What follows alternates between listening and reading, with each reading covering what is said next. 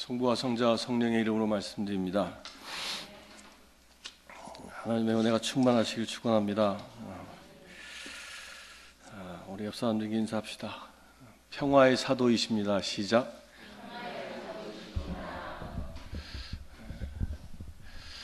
여러분들이 가는 곳마다 또한 만나는 사람마다 오직 주의 평화가 함께 하시길 축원합니다.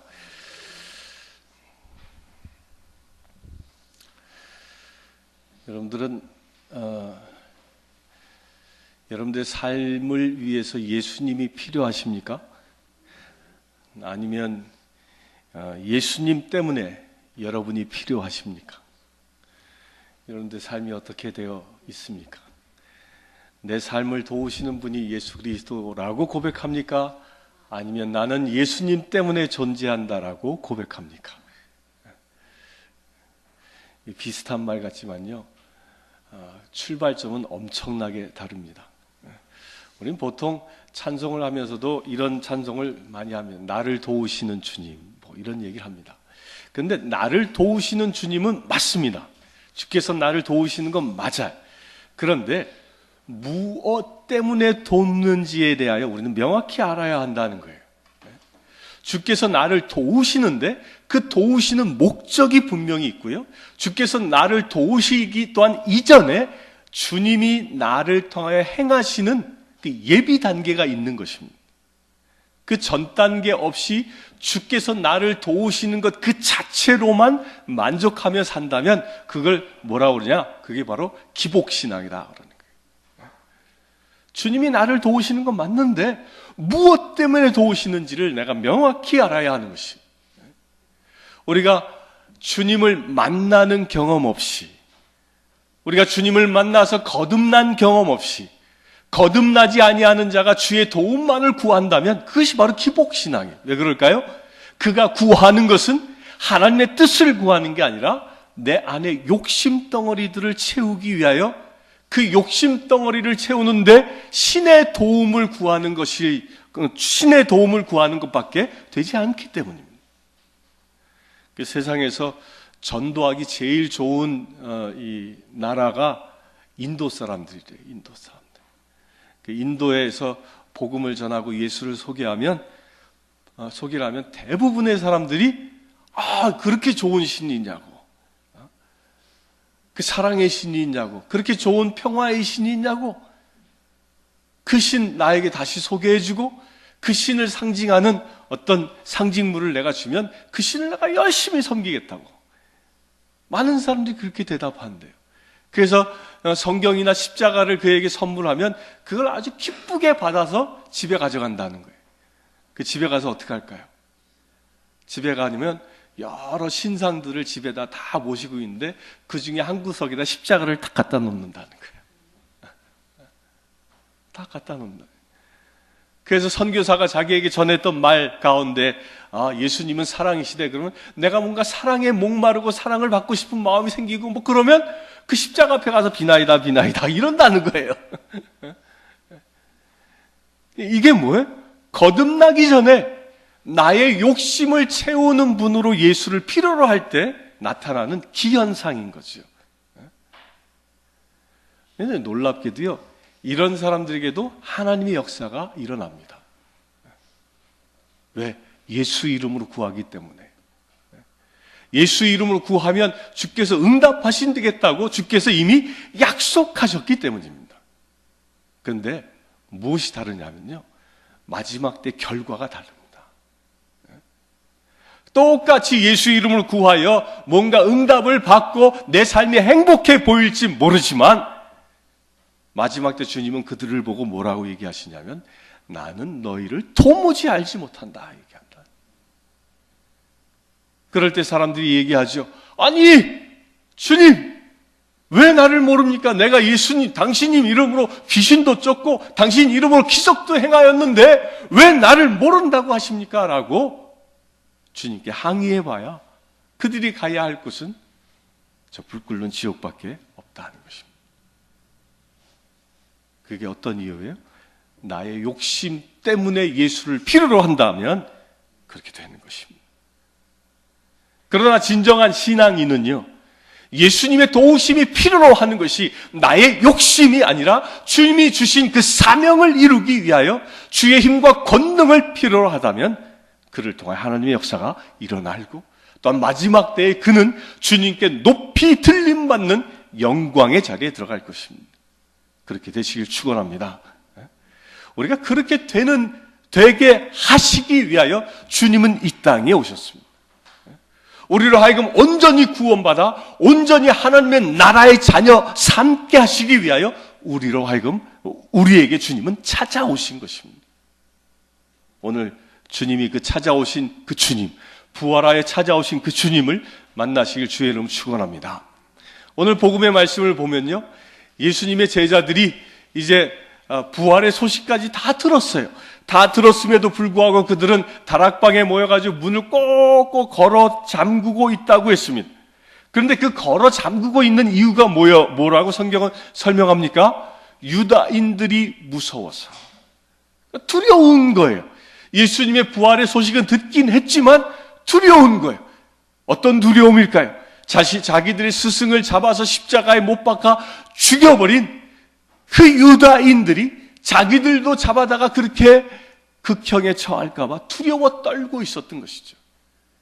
죽을까봐 그 죽음의 두려움 속에 꼭 잡혀 있었던 것을 성경은 이렇게 표현하고 있는 거예요. 꼭꼭 문을 걸어 잠그고 있었다. 근데 꼭꼭 잠그고 있었는데 그들은 예수님이 밖에서 노크한 것도 아니고 이리 오너라라고 문을 열라고 호소한 것도 아니었음에도 불구하고 어떤 일이 일어났습니까? 예수님이 호련히 그들에게 나타나신다는 거예요. 여기서 우리가 아주 중요하게 보아야 할 것이 있어요. 부활하신 예수님이 나타나시는 그 자리, 사도 바울은 뭐라고 얘기합니까? 12 제자에게도 나타나고 500명이 넘는 교우들에게도 나타나고 마지막으로 팔싹동이 같은 나에게도 나타나셨다. 사도 바울의 그 증언에 보면요, 예수님이 부활하셔서 사람들에게 나타났는데 그 나타나 보여준 사람들이 어떤 사람이라고요? 주님이 이미 알고 계시고 주님이 이미 당신의 제자 삼기로 결정한 사람들에게 나타나셨다는 거예요. 여기서 중요한 포인트가 있습니다. 예수님께서 당신의 제자로 삼아 하나님의 자녀로 하나님의 나라의 백성으로 삼기로 이미 결정한 사람들에게 주님은 뭐예요? 찾아가신다는 거예요. 찾아가신다. 그 사람이 아무리 죽음의 고통 속에서 두려워 떨고 있다 할지라도 주님은 친히 찾아가신다는 거예요. 여러분들은 어떤 존재입니까? 예수님께서 친히 찾아가는 하나님께 미리 선택받은 자입니까? 아멘. 아무도 안 하니까 아무도 선택받은 사람이 없는 거예요. 우리 옆 사람들께 확인해 봅시다. 당신은 선택받은 분입니다. 시작. 택함 받은 사람들이. 여러분들이 택함 받았기 때문에 이 아침에 여기서 예배 드리는 것이죠. 그 택함 받은 나에게 주님은 찾아오신다는 겁니다. 그 내가 어떤 상태일지라도 내가 죽음의 공포에서 두려워 떨고 내 마음과 내 모든 것들을 다 걸어 잠그고 둘둘둘둘 떨고 있는 그런 상태일지라도 주님은 찾아오신다는 거예요. 그 주님을 만나시길 축원합니다. 택함 받은 자의 권리. 그렇게 찾아오신 주님이 제일 먼저 하시는 말씀이 뭐예요? 너희에게 평화가 있기를. 주님이 주시는 말씀이죠. 평화. 이 평화라는 것은 뭘 생각합니까? 여러분들 평화 그러면 무엇이 딱 떠오릅니까? 평화 그러면 뭐 여러 가지 그림들이 떠오르지 않습니까? 저는 평화 그러면 가장 인상 깊었던 장소가 이렇게 떠오릅니다. 그게 어떤 장소냐면 제가 몽골에 7월 달에 갔을 때 그 몽골의 그 7월 달이 아주 가장 아름다운 계절입니다. 그 드넓은 초원에 거기는 이 꽃이 딱 식물이 성장하시는 기간이 한 달 반인가 또 2달이 채 안 돼요. 그러니까 그 기간 동안에 꽃도 피고 열매를 맺어야 하니까 이게 꽃이요 요만큼 자랍니다. 우리 베드로님 집에 가면 꽃이 막 이만한 꽃들 있잖아요. 거기 가면 다 요만해. 그런 요만한 꽃들이 그 넓은 초원에 형형색색으로 쫙 깔려 있어요. 저 거기서 양귀비 처음 봤어요. 정말 이쁘더라고요. 양귀비 이 머리가 제 한마디도 조금 안 돼요. 작은 꽃으로. 그렇게 빨간색, 보라색, 노란색, 하얀색, 그게 아주 그냥 양탄자, 융으로 쫙 깔아놓은 거예요. 거기서 바람이 샬랑샬랑 불면서 그 향기까지 온 대지를 적시고 있는데요. 너무 아름다운 거예요. 그냥 그 바라보고 있는 것 자체가 뭐야? 평화. 와, 이 하나님의 이 인간의 때가 하나도 묻지 않은 이 땅에서 그 하나님의 그 창조한 그 섭리 그대로 누리고 있는 그 평화입니다. 그냥 그 서 있는 것 자체가요. 거기 서 있으면 뭐야? 근심도 없어지고 걱정도 없어지고 아픔도 없어지고 다 잊어버리는 거지. 다. 그냥 그 창조한 창조 가운데 쫙 내가 들어가서 하나님의 창조물 가운데 나도 일체되어져. 그런 느낌이 오는 거지. 이게 평화인 거예요. 평화. 하나님이 창조하신 원형의 모습으로 회복되어지는 것이 평화의 자리라는 거예요. 평화의 자리. 어떠한 근심과 걱정도 나를 얽매이지 아니하고 오직 주님이 주시는 그 기쁨 가운데에 들어갈 수 있는 그 평안함 가운데에 들어갈 수 있는 주님은 그것을 우리에게 주기를 원하신다는 거예요. 죽을까봐 두려워 떨고 있는 나, 어떻게 해야 할지 모르고 있는 나에게 그 모든 두려움의 사슬들을 끊어버리시고 내 안에 평안함으로 창조할 때의 그 아름다움의 그 원형의 모습으로 나를 회복시켜주기를 원하신다는 겁니다. 어떻게요? 주님이 말씀하심으로. 주님이요. 오늘 말씀을 잘 보면 예수님이 천리안이 있음을 이렇게 볼 수 있지 않습니까? 처음에 제자들에게 나타났을 때 토마가 없었지요. 토마가 없었는데 예수님이 두 번째 나타났을 때는 토마를 만나지 않았음에도 불구하고 어떤 생각을 하고 이걸 다 알고 계시지 않습니까? 왜 의심을 품었느냐? 다 아는 거예요, 다. 이 얘기 뭐예요? 예수님은 이미 부활하셔서 우리의 속마음까지도 나와 같이 있지 않아도 다 꿰뚫어 보신다는 거죠. 이런 견지에서 보면 다락방에 무서워 떨고 있는 그 제자들에게 딱 나타나자마자 무슨 말씀을 하실 수 있었을까요? 그 두려워 떨고 있는 이들에게 두려워 말라 이렇게 얘기하실 수도 있었음에도 불구하고 주님은 거두절미하고 오직 주의 평화를 선포한다. 평화를. 주님은 우리에게 부활하신 주님이 우리에게 나타나시는 목적이 그 한 가지라는 거예요. 나의 모든 죽음의 권세를 꺾어버리시고 나로 하여금 평화로운 자로 회복시켜주기 위하여 부활하셨다는 것이. 그 부활하신 주님을 이 시간 만나시길 축원합니다. 그렇게 주님은 나타나셔서 우리에게 평화를 선포하시고 그리고 우리에게 주님은 이야기합니다. 내 아버지께서 나를 보내주신 것처럼 나도 너희를 보낸다. 여기에 중요한 포인트가 있습니다. 네가 나를 필요로 하는 것이 아니라 내가 이제 너를 필요로 한다는 겁니다. 두려워 떨고 있는 자야, 이제 더 이상 두려워하지 마라. 내가 너와 평화로 함께 할 것이니 이제 가라. 내가 너희를 보낸다. 그런데 주님께서 우리를 보내실 때에 나 혼자 그냥 보내시는 게 아니라 누구와 동행하며 함께하게 함께 파송합니까? 바로 성령님이죠. 우리는 주님께서요, 세상을 하나님의 나라로 회복시키기 위하여 우리를 당신의 자녀로 택하셨고, 당신의 일꾼으로 택하셨고, 당신의 사도로 우리를 택하셨습니다. 그리고 우리를 세상에 보내시는 것입니다. 우리를 어떤 상태로 만드셔서? 평화로운 상태를 만드셔서.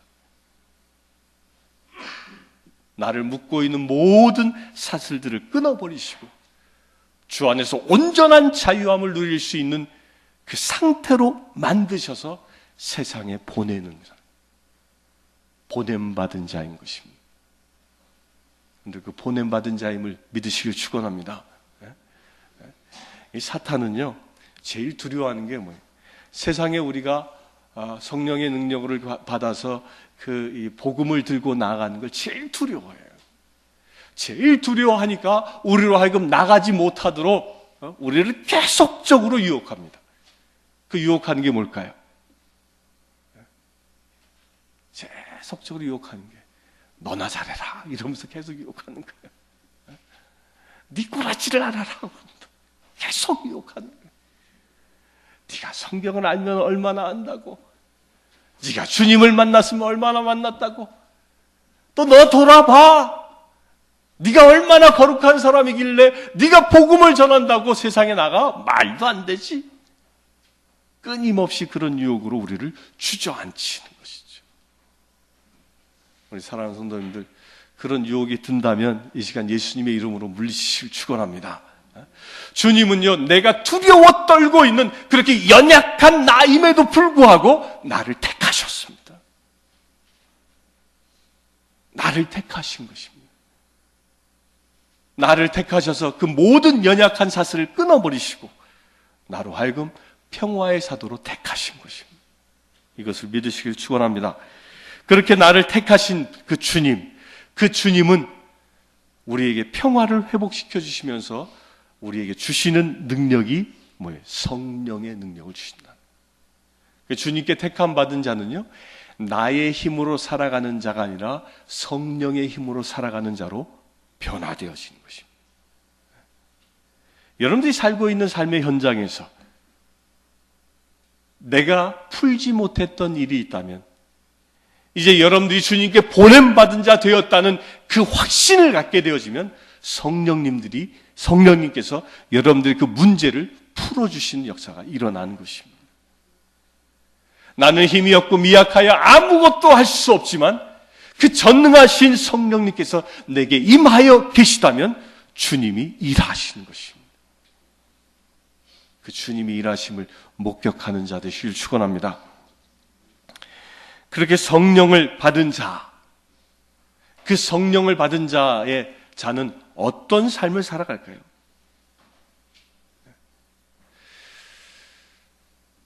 이 사람들이 좀 착각하는 게 뭐가 있냐면 성령 받으면 능력 받았다. 기도원 가면 성령 받아라 그러면서 또 능력 받아라 막 이렇게 자기 도취적인 찬송들을 많이 하죠.